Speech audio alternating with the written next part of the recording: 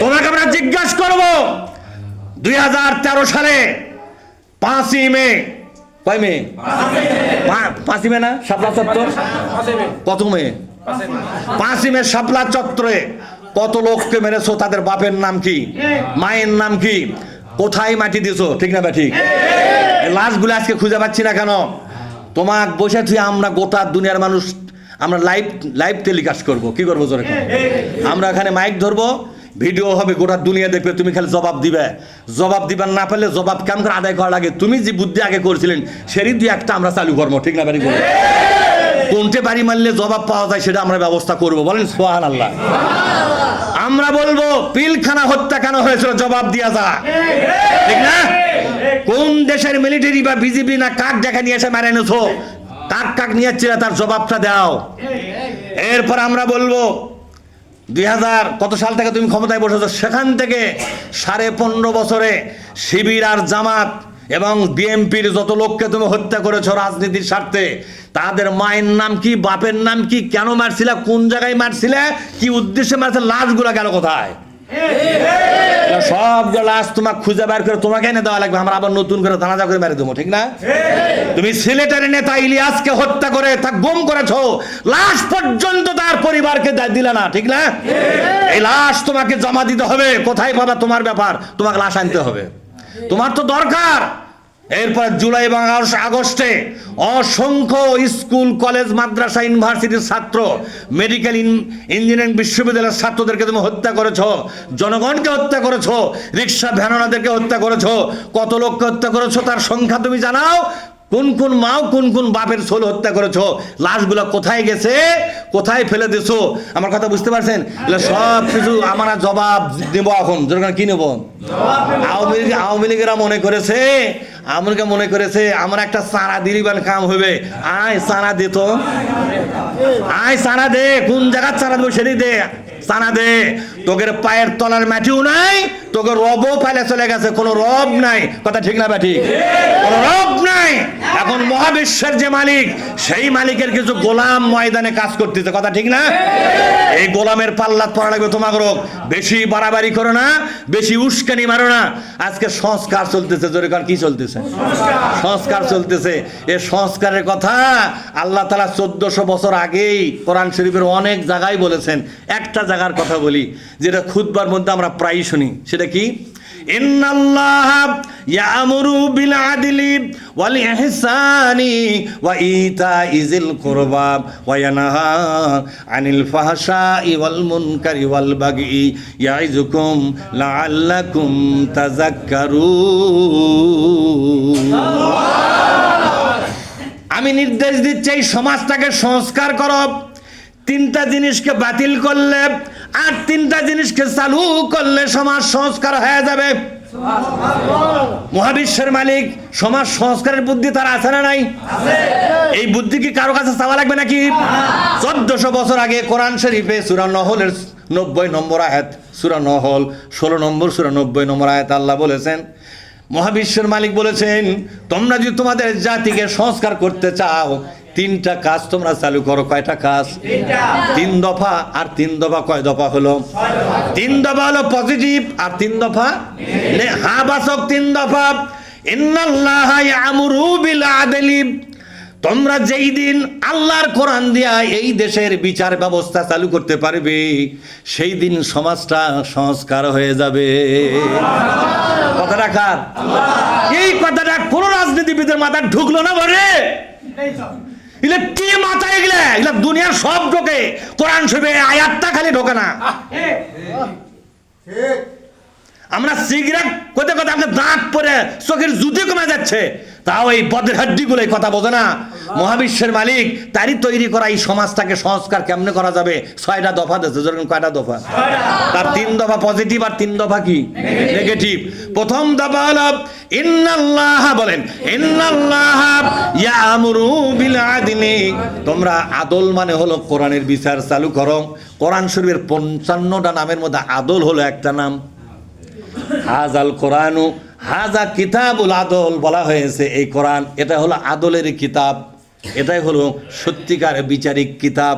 আদল মানে বিচার ব্যবস্থা, আদল মানে হলো আইন ব্যবস্থা। যেদিন তোমরা কোরআনের বিচার ব্যবস্থা, শাসন ব্যবস্থা কায়েম করবে, সেই দিনই এই দেশটা সংস্কার হয়ে যাবে। কিছু অংশ সংস্কার হবে, এখনো পুরো কিন্তু নয়। ইন্নাল্লাহা ইয়ামুরু বিল আদলি ওয়াল ইহসান, এরপরে ইহসানকে চালু করো। ইহসান মানে হলো প্রত্যেকটা মানুষের মধ্যে ভালো কাজ চালু করো। কি কাজ? ভালো কাজ। সকাল থেকে সন্ধ্যা পর্যন্ত ভালো কাজের পরিবেশ তৈরি করে দাও। কি কাজের জোরে কোন? ভালো কাজের পরিবেশ তৈরি করে দাও। জাতিকে ভালো কাজের কর্মসূচি দাও, ভালো কাজের অভ্যস্ত করে গড়ে তোলো। ভালো কাজ করতে করতে লোকটা ভালো মানুষ হয়ে যাবে। আর কথা বুঝতে চাপাচাপির দরকার নেই, ভালো কাজ করো। 3 নম্বর হলো ওয়া ইতাইজিল কুরবা, আর তোমার কাছের মানুষ যারা অভাবী দুঃখী মানুষ আছে, দুঃখী মানুষের মুখে হাসি ফুটাও, দুঃখী মানুষগুলোকে খাবার দাও, টাকা দাও, সাহায্য করো। কথাটা কার? 1 নম্বর কি? কোরআনের বিচার ব্যবস্থা চালু করা, মানে কোরআনী শাসন ব্যবস্থা। 2 নম্বর কি বলেন তো? ভালো কাজ চালু করো সমাজে। কি কাজ জোরে কোন? যত রকমের ভালো কাজ মাথাতে আসবে বুদ্ধি হিসেবে সবকিছু তুমি চালু করো। 3 নম্বর হলো ওয়া ইতাইজিল কুরবা, আর তোমরা কাছে, কুরবা মানে কি? কাছের মানুষ। কুরবা মানে কারিব মানে হলো কাছের মানুষ। কাছের মানুষ যারা, প্রতিবেশী যারা, এর মধ্যে যারা গরিব দুঃখী বিধবা কাঙ্গাল, এদেরকে পুনর্বাসন করো আর্থিকভাবে। সবাই মিলে লেগে পড়ে তাদেরকে একটু আলোক করে দাও, উপর দিকে তুলে দাও, যাতে আর গরিব না থাকে, ফকির না থাকে, কাঙ্গাল না থাকে, মিসকিন না থাকে। জোরে বলেন সুবহানাল্লাহ। তাহলে এই যে দারিদ্র বিমোচন, জোরে কোন কি এটা? এই দারিদ্র বিমোচনের কাজ তোমাকে করতে হবে। এই দারিদ্র বিমোচনের কাজ একটা, ভালো কাজ চালু করে একটা, আর কোরআনী শাসন ব্যবস্থা একটাই। 3টা কাজ চালু করতে হবে। সমাজের অর্ধেক কেবল সংস্কার হবে, অর্ধেক। আর নেগেটিভ 3টা আছে না? ওয়ায়ানাহা আনিল ফাহশাই ওয়াল মুনকারি ওয়াল বাগি, যত অশ্লীল কাজ, যত বেহায়াপনার কাজ, যত অশ্লীল এবং বেহায়াপনার কাজ, এই কাজগুলো বন্ধ করে দাও। আর কি করো? ওয়াল মুনকারি ওয়াল বাগি, সীমা লঙ্ঘনমূলক যত কাজ আছে। সীমানা মানে হলো, আগে দেখো কোরআন হাদিসের সীমানার মধ্যে যে কাজগুলো পড়ে সেগুলো থাক, আর কোরআন হাদিসের সীমানার বাইরে যে কাজগুলো আছে এই কাজগুলোকে তোমরা বিদায় করে দাও। এই কাজগুলো বিদায় করে দিলে 6টা কাজ হয়ে গেল। যেরকম কয়টা? আরো যেরকম কয়টা কাজ হলো? 6টা কাজ চালু করতে পারলে বাংলাদেশ সভ্য সমাজ হবে, মদিনার মধ্যে একটা সমাজ কায়েম হবে। এই 6টা কাজ যদি চালু করেন। কিন্তু কোরআন থেকে ওরা সংস্কারের কোনো কর্মসূচি লিখছে না, ওরা কর্মসূচি লিখছে মগজ থেকে। কার থেকে? মানে মগজের মধ্যে যা আসতেছে তাই করতেছে। এই যে ফারুকি নিছে, ফারুকি নর্তকীর স্বামী, এই ফারুকি হেফাজতের প্রধানকে বলেছিল তিতুল হুজুর, মনে আছে আপনাদের? এই ফারুকি 2013 সালে 5ই মে আলেম ওলামা হত্যার পরের দিনে সে স্ট্যাটাস দিয়েছিল, এই বাংলাদেশ জঞ্জাল মুক্ত হয়ে গেল। কত বড় এই ফারুকি সমকামিতায় মানুষকে উদ্বুদ্ধ করে। নাউজুবিল্লাহ। এই ফারুকি জিনা ব্যভিচারকে উদ্বুদ্ধ করে, প্রমোট করে জিনা ব্যভিচারকে। এই ফারুকি অশ্লীলতা বেহায়াপনাকে সারা বাংলাদেশে প্রত্যেক ঘরে ঘরে ঢুকাবার জন্য যা করা দরকার সবই করতেছে। আর তাকে নিচ্ছে বাংলাদেশকে সংস্কার করার জন্য, যাই নিজেই কুসংস্কার। ঠিক না? ঠিক জোরে ফারুকি গ্লাও মানে বুঝতে পারছেন?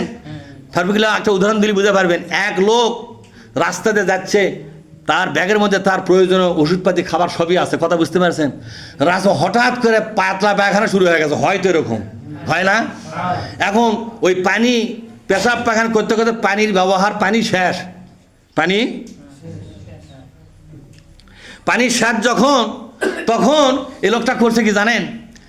যখন চোখ আন্দাজ দিচ্ছে যে আর কদ্দুরবান এলাকা গেলে ওখানে স্যালেন পাওয়া যাবে, কিন্তু এখন কি বলি, স্যালেন আছে, খাই কেমনে? স্যালেন প্যাকেট বের করে মধ্যে যদি এমনি এমনি খাই তাহলে তো সমস্যা। ওই করছে কি, একটা গিলাস বের করে পেশাব করে নিয়ে ওর মধ্যে স্যালাইন কাটে ঢালিয়ে দেয়, গুলিয়ে তাক খাইছে।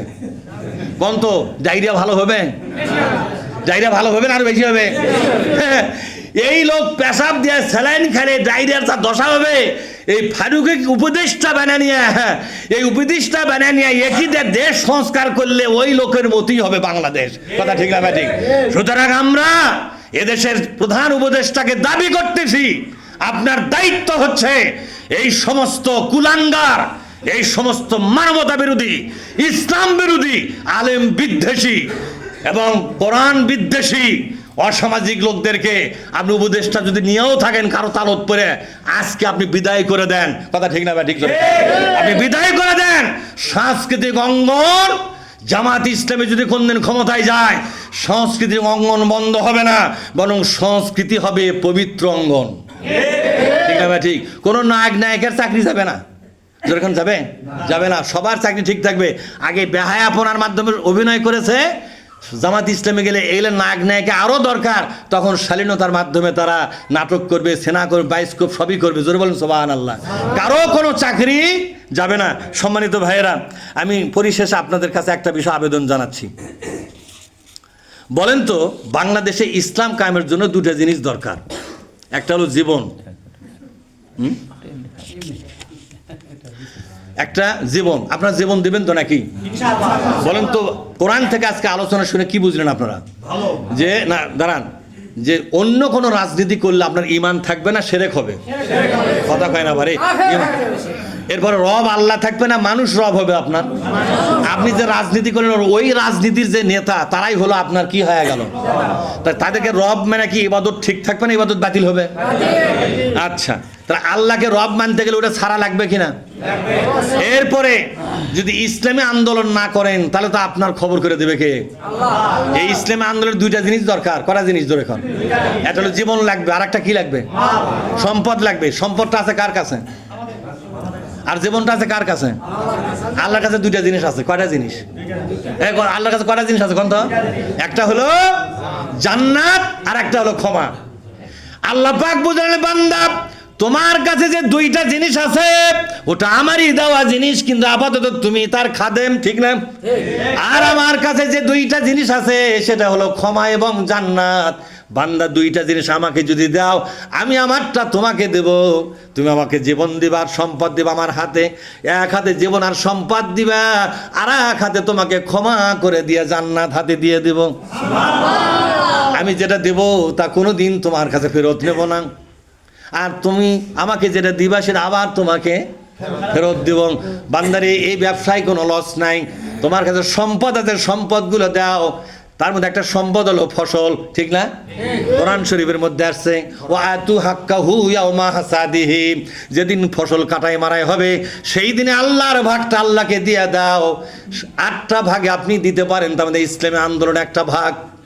ইসলামী আন্দোলন এই ভাগে যদি টাকা না দেন, পয়সা না দেন, মুনাফিক অবস্থায় মরণ হবে আপনার। আর মুনাফিক অবস্থায় মরণ হলে আপনার জন্য সাফায়াতকারী খুঁজে পাওয়া যাবে না। এখানে ধান আবাদ করেন, কার একটা হাত তুলে দেখি। কারা কারা ধান আবাদ করেন? মিথ্যা কথা বলে আল্লাহ গজব না চলবে আপনার উপরে। কে কে ধান আবাদ করেন? সবাই করেন, হাত নামান। এ ধান আবাদ করলে 20 মনে 1 মন করে ধান। কয় মনে? 20 মনে 1 মন ধান ওসর হয়। যদি 100 মন ধান পান, কয় মন ওসর হবে? 5 মন ওসর হবে। 5 মন ওসর যদি হয়, জামাত ইসলামীকে আপনার দিতে হবে কিনা জোরে?